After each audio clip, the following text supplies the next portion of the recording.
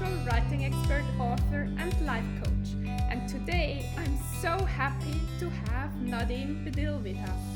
Nadine is a serial entrepreneur, 5-time Startup Award winner, international speaker, author, coach, and founder of inspireworks.ch. She lives in Switzerland with her family of 3 kids. She is also a mentor at Bob Proctor's Proctor Gallagher Institute.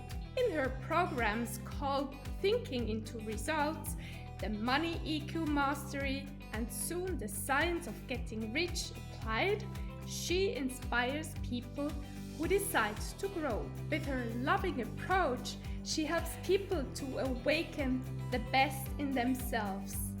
Welcome, dear Nadine. I'm so excited that you are my guest today. Thank you so much, Esther. I'm super excited to be here. So, Nadine, I cannot wait to hear your story because you've lost a lot of money, millions of dollars. But that wasn't the end. It was the beginning of your success story. Yeah, exactly. So you never know where the roller coaster takes you, but actually you can know if you start to lead it. Perhaps I should start a little earlier in my life, and I can say that the entrepreneurial spirit has always been in me. And even as a child, I always had very good ideas, and not always did my teachers or parents agree that it's a very good idea. So I had to become resourceful how to get what I want or how to implement it. And it was kind of fun, a game, and I didn't even understand how it formed my thinking or my attitude that if I want, I can. Not always I reached my goal, but it definitely formed me to become the entrepreneur I'm today. Continuing on that path, I connected a lot of not-for-profit organizations to for-profit activity, which for them it's not profit, it's just how to earn, their living so they can even exist as a non-profit organization. And I did that a lot in my student time, and I love it. But then I wanted to have my own business. And together with my husband in 2009, we founded our first company that was our own. That was about industrial appliances, screws, chemicals, and not aligned at all with what I what I wanted. But I was super excited to have my business, and we started this one because his father, my husband's father, had this business already, so we kind of took it over.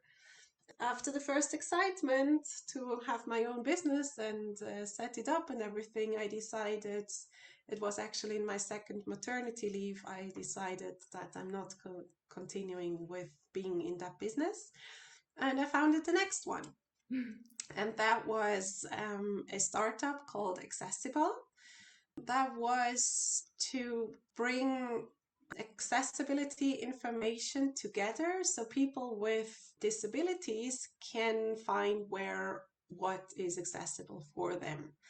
Now that startup was on one hand super successful. I won 5 international awards, but on the other hand, I didn't get an investment.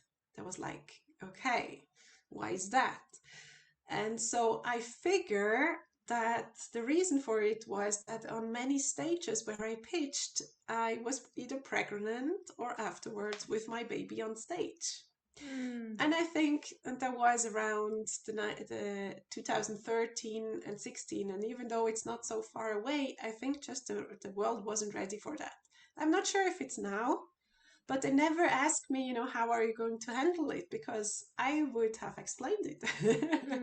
For me, there was no issue. I already had business with my first child and with the second. I mean, yeah, I was organized and I didn't see any issue with that. But anyways. Yeah, and in the meantime, also my husband had 2 other businesses, and for those then altogether 4 businesses, we founded a accounting company and business development company and a holding company. So altogether it was 6 companies, which Wow. was huge on the one hand. But every one of those companies also, beside mine, where I was the CEO, but for all the other companies, there were CEOs. So my husband was kind of managing all the CEOs and so. And then one of those companies had a moment where a client ordered a lot of merchandise, like machines.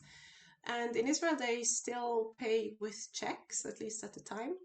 And then we got 12 checks. So every month, there's a payment. And the first two checks went smoothly. And then the third and all the others were covered. So this client took all the machines and went away. Like literally, he was anywhere seen anymore.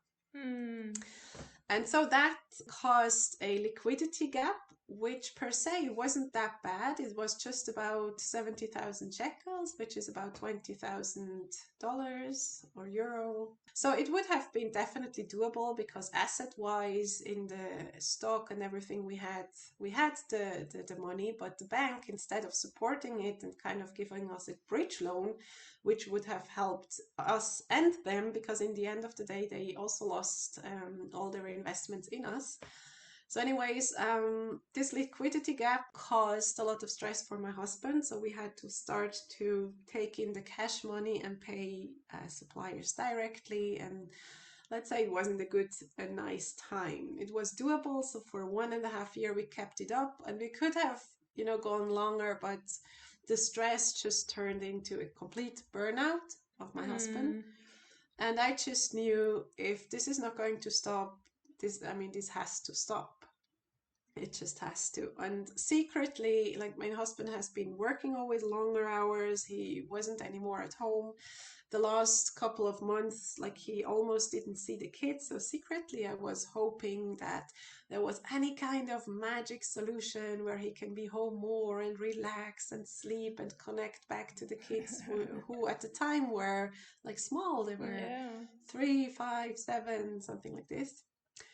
Yeah, so I didn't really know about the law of attraction so much back then, but it just became true. I just didn't ask for the burnout or for that we kind of let the companies implode and everything. But my husband then was more home, connected to the kids, had time to relax. It wasn't just a nice circumstance, let's say. But anyway, since he kind of threatened to harm himself so we can get insurance money, I was like, no way, no way, no, like, full stop right now. And I'm not so proud of the decision, but I'm very proud of the decision that we just left. We just left there because I knew that if my husband is going to stay there was a lot of pressure on him. So what now? What next? Let's sell the companies, which then we did, but kind of for a very low price. So it was a no-brainer. And some of the CEOs just continued with the business, took it on themselves and continued, and other businesses which just closed. And we kind of came with nothing but a couple of suitcases and boxes from Israel here.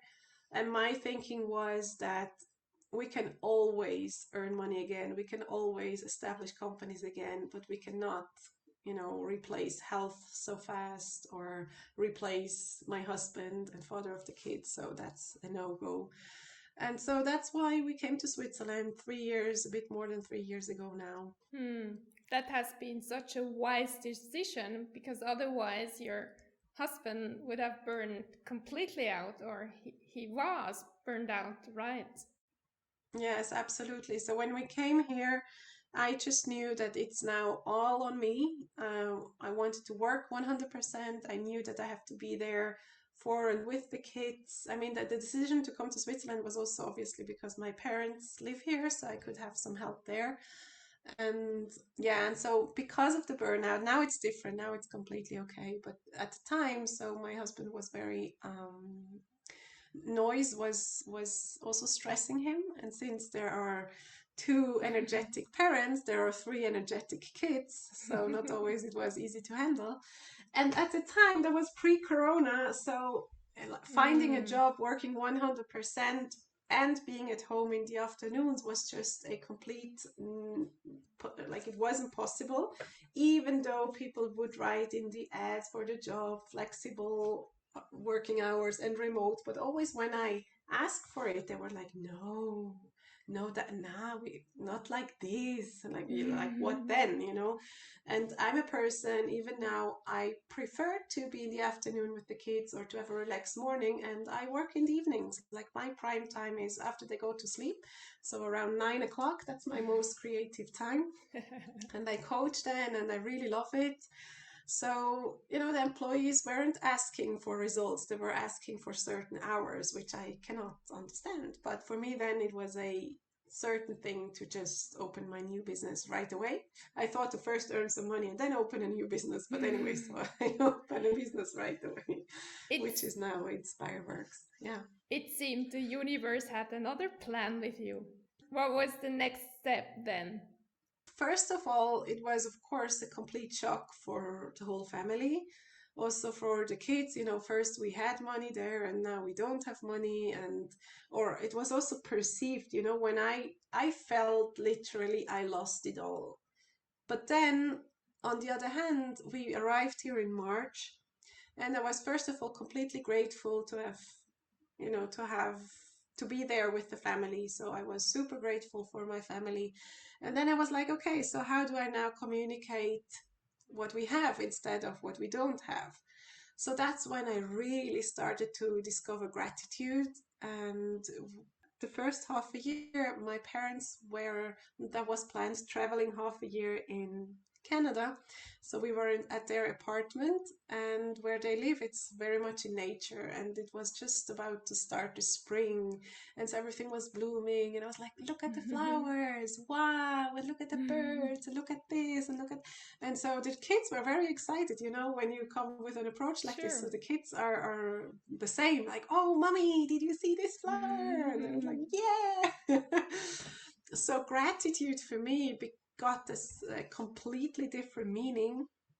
And then there were things that we couldn't afford money wise, but just, you know, thinking of what exactly do I want.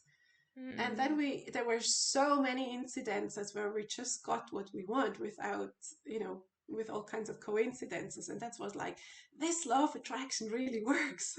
And then I had to start to, like, I wanted to understand, what am I really doing? And that's when, like, the first year where just went by, and I started to work, and I had some clients. I started to work then in my previous expertise as a online business strategist. I called myself funnel flow architect, which is not so known, but it's really about the funnel strategy, which at the time, and I'm speaking now 2018, was completely unknown here in Switzerland, and even among the marketers. Yeah, and then there was this transition. I had a business partner with that, and I really love her, and she did a wonderful job. But money-wise, we didn't have enough for the both of us. So suddenly she got a super opportunity for her to work at a position, very high qualified position in a big insurance company. And she was like, oh, they want my work, you know. And so she, of course, I really supported her in taking that job and helped her prepare for the interview and everything. So I'm eternally grateful for this time working with her, and who knows if there will be continued projects in the future. But anyway, I was then asking universe, what's in there for me now? Like, what's next? And the part or the division between the two of us is that I was doing more of the coaching, because when we speak about marketing, especially with women entrepreneurs and especially with small and medium businesses or micro businesses, so people, I don't know for what reason, but hesitate to market themselves.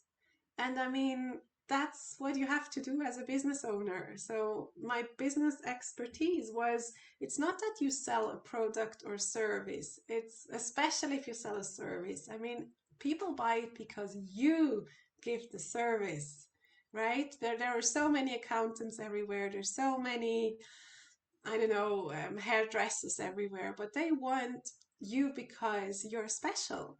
So let's connect to what makes you so special. And I felt that there is a lot of resistance in being special and in standing out and in being proud and loud and bold about the strengths. And yeah, that's what drew me then to look more into personal development. Yes. Nadine, what helped you the Yes. most? What was the book you were reading? Looking back, I'm not sure it was one book, but I can definitely answer to that. So, in this moment, when I ask, okay, what's in there for me, there was a challenge that I participated. It was a 21 days abundance challenge, I think that was it's called. And that I did it, and then I was also invited to do an open one of my own, and that kind of energy wise just opened so many gates. And then I read a random post where someone said that she did something or read something with Bob Proctor, and I was like, okay, I'm also going to do that. And I think I Googled or checked out many things at the time, and that just resonated. And so I signed up for a mini program. It's called 6 Minutes for Success. I was like, oh, that's nice. And anyways, so then they were inviting me to a paradigm shift event by Bob Proctor. And that was a 3 days event. I was like, okay, paradigm shift sounds good. What is it? Because I really was looking into person. I wanted to understand what happened to and with me, because I felt so successful. And even if I still didn't have a lot of money in my bank account, there were so many successes. Like within a year or 3 or 2 years, like one or two, in the first 2 years, I was a speaker. I was asked to speak a keynote speak at Microsoft event at Microsoft Switzerland. I've been in almost all of the co-working spaces in and around Zurich. Become a Amazing. speaker in an international, yes, so many things. I was like, what am I doing? I mean, so many are struggling to get into this position. So I thought, let me check what it is so I can teach it. I mean, I did teach it always as a business teacher, but I think it's not about this strategy or that strategy. It's more about the energies you bring to it. This paradigm shift challenge, Bob Proctor was saying, you just have to know what you want and then make a decision to get it. And I was like, ha ha, funny. I mean, I know what I want, but I need more money to get it. And I need this and I need that. And he kind of repeated it all the time. You just need to make a decision. So when I was on the phone with what they call coaches, but basically are salespeople. So I said, look, I made a decision. I want to work with Bob Proctor and I want to teach his materials and I really love it. So, but I don't have the money. What do I have to, what next? And he was like, well, where can you get the money? I was like, I don't know. I mean, I couldn't, here in Switzerland, it's kind of, if you don't have a bank account for X amount of years, you cannot get any credit, even if you have, I don't know what on your bank account. It's just really a matter of years. And since I just came back from Israel, so that was not an option. And I was like, well, I just have to have a client for this thing before I could even have the money for the down payment. And sure enough, 1.5 days later, I had my first client. And I was like, okay, that works. Yeah, and so I signed up and I started to really learn everything from Bob Proctor, his program, his Thinking into Results program, and I teach it. I remember you asked me actually about the book. So one of the books, let's say two books, one of the books I read first is because he recommended it at the time, was The Science of Getting Rich, which so much resonated with me. And that's really about the energies of getting rich, the thinking, how do you have to think and act in order to get rich? And that was so powerful that I immediately said, I have to teach this is so good. And that's how I created, let's call it a pilot course of The Science of Getting Rich. And therefore, yes, I'm now redoing it, that it becomes a real course so others also can join it. And I'm publishing a book about it with all the exercises inside. So I call it The Science of Getting Rich Applied. that's certainly a book to read. Another book to read is You Too Can Be Prosperous. And on my Facebook page, or group and profile, I and a fellow consultant, we read every week a piece of it. So that's a very super deep book. And what Bob reads for over 60 years now, which is also very recommended, is of course Think and Grow Rich. Yes, wonderful. Yes. So Nadine, I think it's a difficult question, but what are the 3 most important things you learned from Bob Proctor? 3, well, yeah, it is a difficult question. So for one of the things is certainly persistence, which is also a chapter in Think and Grow Rich. It's just really persistence, to know always the gap. There is often a knowing doing gap where you know what you have to do, but you're not doing it, and figuring out why not and really go to the core of it so you can start doing it. And as a coach, this is one of my specialties, and it's always easier for someone outside to just pinpoint and say, here is your paradigm. A paradigm is a set of beliefs. So here are your beliefs about yourself that are actually holding you back. So I'm also kind of known to be really direct about it. And so first people are kind of shocked, but on the other hand, then it's like, yeah, that's right. So, and then the next thing is how to change the belief, right? So that's what we do there in Thinking into Results. Okay, so that's one thing. The second thing is about attitude. I didn't really understand attitude until I understood it. So that was a funny sentence. But anyways, attitude is when you align what your conscious mind, your subconscious mind, and your actions do and think. So often our conscious mind knows or does one thing or thinks one things, but the subconscious has a completely different set of beliefs and again paradigms. And only when you can align them, which means that you kind of have to reprogram the subconscious or bring the subconscious to a state where it does what you consciously mean. So let's just put some words to this theoretical concept. If I know I want to be rich and I have no money in my bank account, and I keep saying affirmations, I am rich, I'm abundant, I'm prosperous and everything, but I don't believe it in my bones, so nothing is going to happen. So the thing, I have to bring my subconscious to a state that it does believe that I'm rich, abundant, prosperous, right? And that's where the law of attraction then kicks in. The law of attraction works according to your subconscious, according to your emotions and feeling, not according to your conscious. So everyone that is big in NLP or affirmations, that will not work until you get to your subconscious with it. It's nice, it's a good start, it's a good tool, but you have to go one level deeper.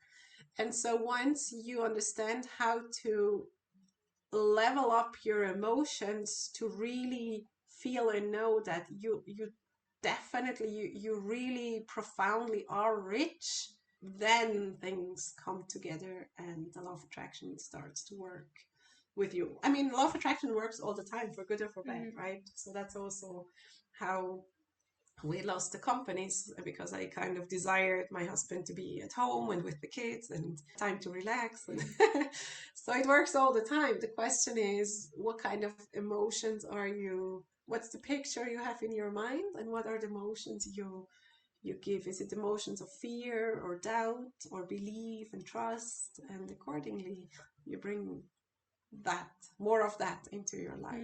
And how do you get away from fear?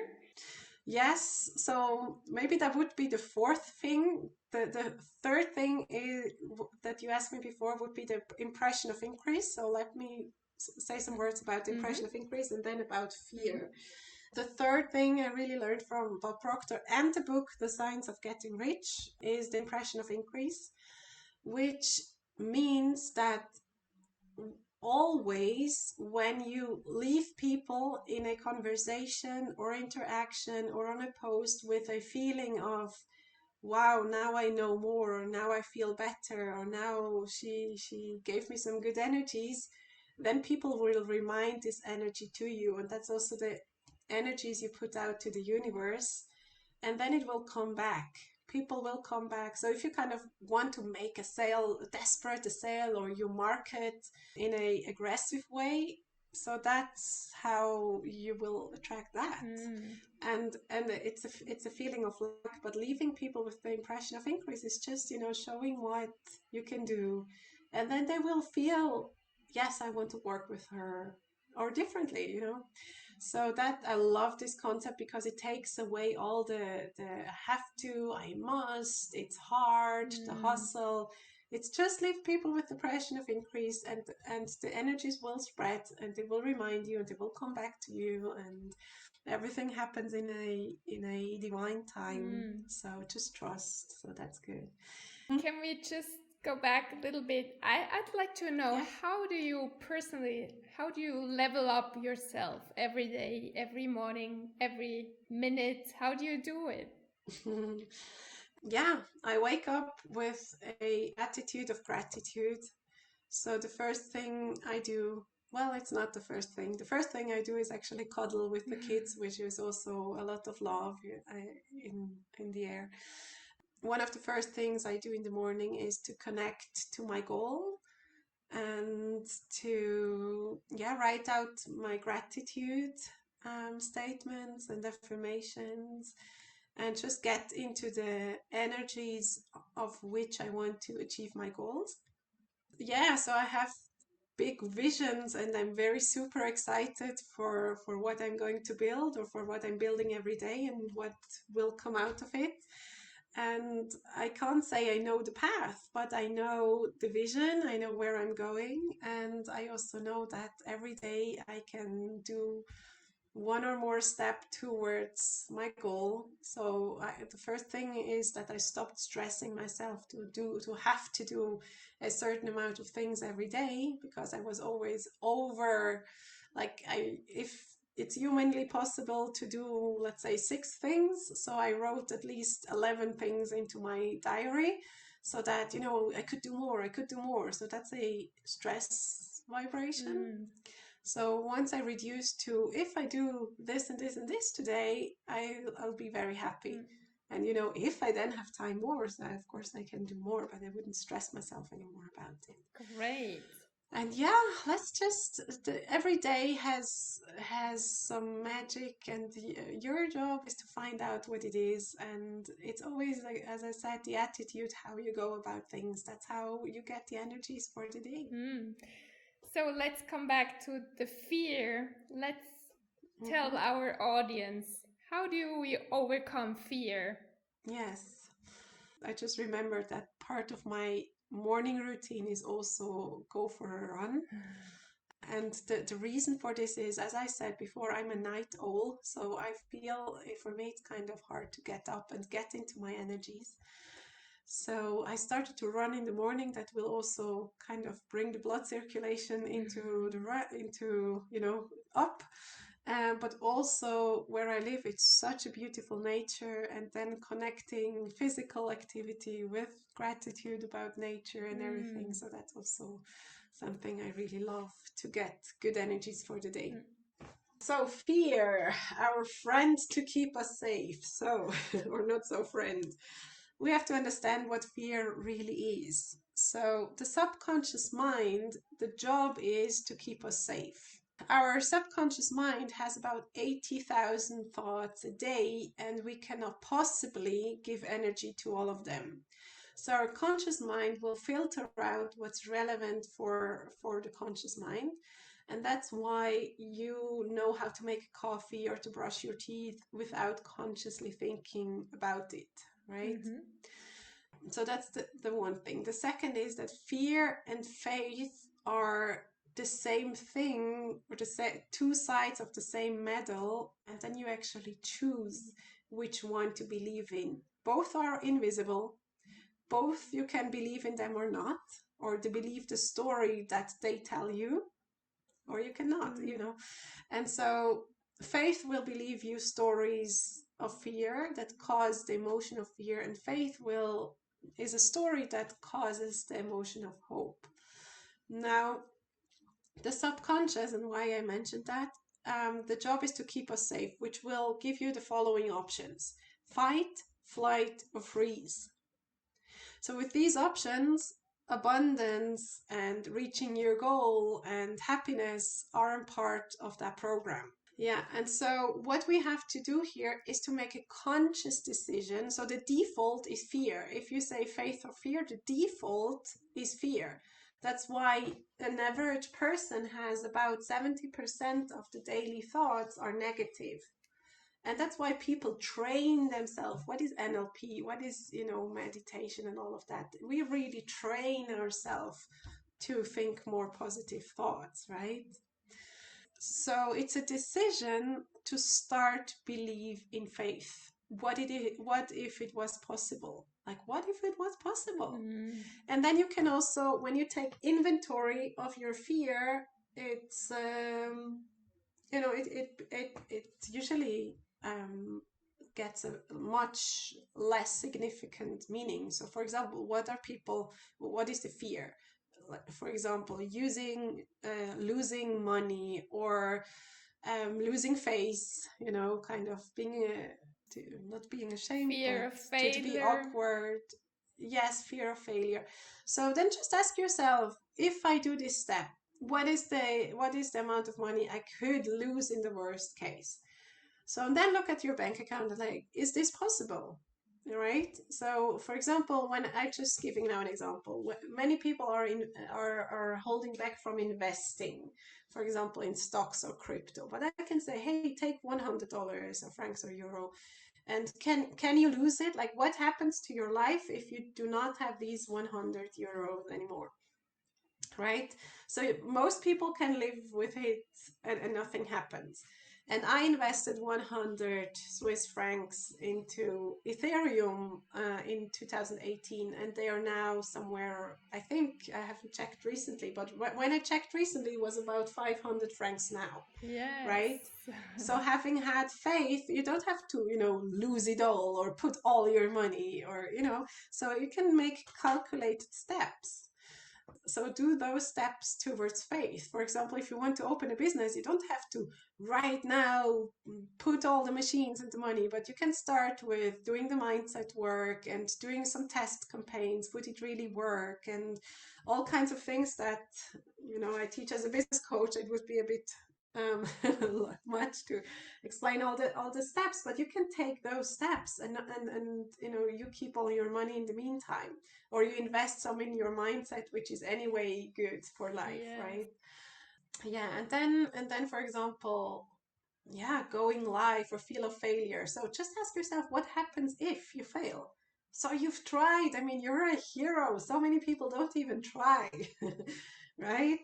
And there is also, here in Switzerland at least, a lot of stigma in failure, because for example, in Israel, which is a startup nation, people fail and then try it again. I mean, it's not even considered a failure. It's just, oh, this didn't work, so let's try the next. Yes.